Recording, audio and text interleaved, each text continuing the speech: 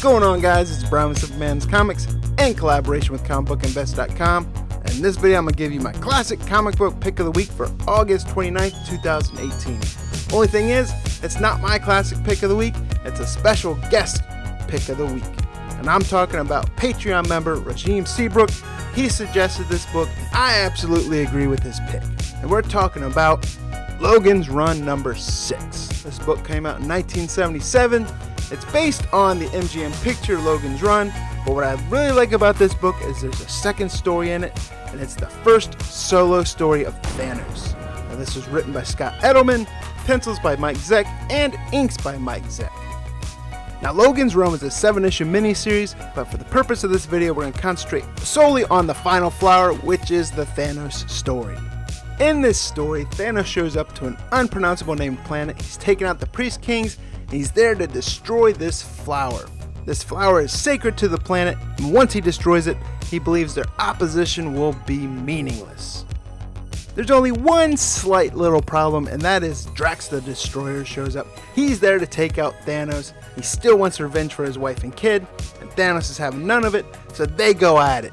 While Thanos and Drax are battling it out, a wife and her daughter are climbing up this mountain on a pilgrimage to see the flower, and they're not even aware that Thanos and Drax are there fighting. When the wife and daughter get to the top of the mountain, they see Thanos and Drax, and then the mother looks down and also sees the flower laying on the ground, and she is pissed.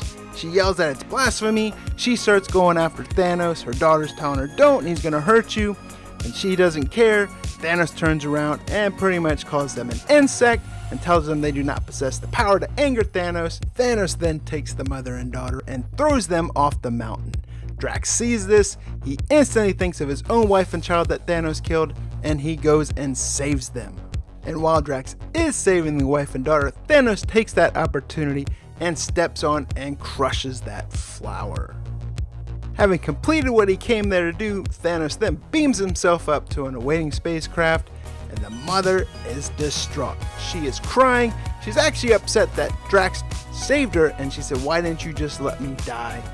And then Drax basically replies, "If I did that, would I not then be as evil as Thanos?" And the story ends. Now, if you're a fan of Thanos and a fan of Drax, this is one book that you definitely want to add to your collection if you don't have it already. It's a great story. Like I said, it's the first solo Thanos story. I think it's slightly undervalued. There is a large print run for this, I'm sure.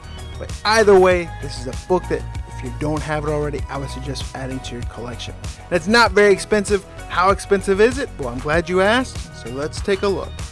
Alright, so we're on the computer, open up the web browser, we're at coverprice.com, coverprice.com, there's no E in the cover, and we will sit here and type in Logan's Run, issue number 6, and they give you the different variants. There's a 30-cent cover, 35% price variant, and the British price variant. We'll go with the 30-cent cover, and it will tell you the last recorded sales value on August 26th for a Raw was $14.99.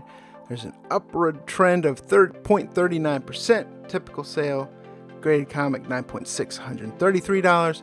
And a Raw comic is $11.90. So we can go to the price guide. And we'll give you the sales here for graded comics, a 9.8. Record sales range is $269. Sales average. And if we wanted to see, we'll go ahead and click at one sale. So a 9.8 sold on the 21st of June for $269. That's not that expensive for a 9.8. I understand Bronze Comics, larger print run. But this is still a fantastic book. So if you can add it to your collection, by all means, I definitely would. And you see we have a lot more figures for raw comic sales data. All the way in, it breaks it down by month: August, July, June, May, February. So as you can see, the book really isn't that expensive. It's still a great story, great book to have. Is it a mega key? No, but it is the first solo Thanos story, so that's one I would put in my collection. And Thanos is gaining more popularity, especially with the Avengers Infinity War movie. No one outside of comics really knew who the heck that was in that ex-credit scene in the Avengers movie. Now people know who he is. People are starting to buy more comic books.